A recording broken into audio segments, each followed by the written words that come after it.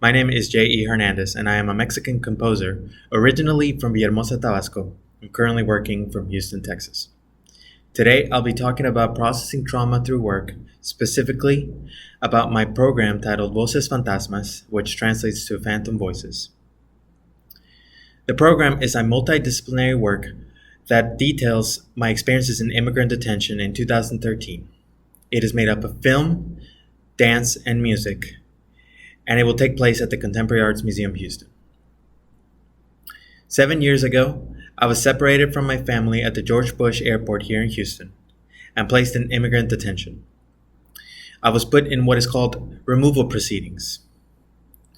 Though originally I thought that the experience was just going to be a typical processing issue that happened for me when I was a permanent resident, the ordeal eventually turned into a nightmare where I spent 60 days exactly detained inside what is basically a federal prison.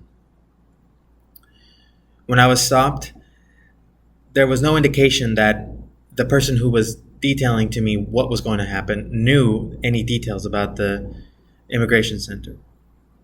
He didn't know anything about whether or not I would get to keep my clothes, about whether or not I would get to speak to my family, what kind of food I was going to be eating, what kind of access to resources I would have.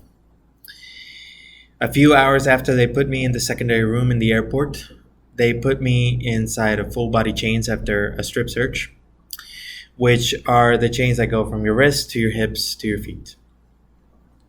They then put me in the back of a van and drove me about 15 minutes from the airport to the detention center. From there, I witnessed a series of events and different situations, some of which I'll be speaking about. I was forced to shower, and I was forced to be naked in front of one of the persons that worked there. And this was so that they could give me the clothes that I would have and that I would wear for the next 2 months. Unfortunately, they did not give me enough clothes, nor did they give me a towel. So it was very difficult for me to keep up my hygiene for 2 weeks. This only ended when there was a hunger strike in the room that I was in. I was inside of a room titled B13 with 40 other men. And when one of the guards or workers that was overseeing us started treating us extremely poorly, calling us names and saying that we would eat only when he allowed us to eat, one of the people that were detained there, one of the men, spoke up and said that we will not be eating until this is resolved. I, of course, knew that that was the right thing to do, so I participated. Eventually, a lieutenant, as it were, came in, for that is what she called herself, and started screaming at us saying that this would be a riot, and that this looked like a rioter, and that she was not going to let this end until she put us all up against the wall and strip searched us and basically made it extremely difficult for us to be there the remainder of the time that we would be there. At the time, I thought I was the only bilingual person there, so I just stood up and spoke to her in plain English, trying to diffuse the situation. Eventually, we went inside of a room, which was her office, and I spoke to her plainly about the fact that we enjoyed eating like any normal human being, but that we would simply preferred not to be treated like animals. Only then was I able to request clothes and a towel in person. For before that, every single day I had been submitting a paper request, which were obviously ignored. She opened up a drawer and pulled out a towel like it was nothing, and back in I went. After that, I was more or less accepted by the community that was of people that were detained there with me, and I started to interact more with them. I had access to a law library, and so I was able to read not only about my case, but about the case of other people there who basically had no idea what was happening to them. It is very difficult to obtain information about what is happening to you and what in general is going on. Most of the staff, I'd say almost all the staff, are not bilingual, and the ICE officers do not come in to help, even though they are supposed to. My work, Voces Fantasmas, is meant to honor the voices and the faces of these people who I lived with for 2 months. My memory serves me best when it comes to faces and the sound of people's voices, not necessarily what they said to me. In processing trauma through this work, I had to relive the situation many, many times. And it became difficult, not just creatively, but also practically, to continue to work on this project as time went on. We had issues with funding due to the COVID-19 pandemic, and so we had to raise additional funds. And to have to retell this story, it just became increasingly difficult to process it in a normal way. I had to eventually learn that I had to align the way I thought about my trauma with my goal for the program, which is that if anybody in the audience is watching and they have also gone through this, they can understand that they can live again. In working with my collaborators, I have trusted them as professionals and as excellent craftsmen to be able to put into it how they relate to it and what they can bring to the story. I find that when processing your life and when inputting your life into a work like this, it is best to remain as honest as possible, not just to you, not just to yourself, but to the story that is the core of your work. For me, there is a core humanity in Voces Fantasmas, which is the ability to connect with each other to try to overcome great suffering. For me, it would be ideal if the audience could come out of it feeling not only connected to the work and to the people that are still in there today, but also to each other, and to be able to spark in them a curiosity in their humanity to be able to relate to each other. I encourage anyone watching that is an artist, or really even if you're not, to think about your trauma and what it is that you've been through in your life, and what it has brought you as a human being, and how you can take the positive results from that, because there are positive results, even though they may take a long time. Even though it may take you a long time to realize there are positive results, but you need to heal first. And once you've healed, once you're able to take the positive, once you're able to understand how this has made you grow as a person, I encourage you to put that into your work and to process it in a way that is honest to your own particular voice. As an artist, I find that my voice has become aligned closer and closer to me telling different viewpoints of this particular story. With Voces, I'm only speaking about memory, and I'm only speaking about sound and image. There are many, many more stories to tell about this particular experience, not just mine, but of many others. And so if you're working on processing your trauma through your craft, think about those viewpoints and about what you can focus on, what you can hone in on, and polish to create an expression that only you can give. It is my hope that with Voces Fantasmas, everyone watching and everyone experiencing this can begin to think about their own life and their own struggles. And however long that may take you, for it took me 7 years to be able to even make this work, to be kind to yourself and to understand that however long it may take, you will survive and you will be able to live again. This experience crushed the way that I viewed humanity and altered my life forever. But it will not be the end of me living. I love being alive. I love my family. I love my wife. And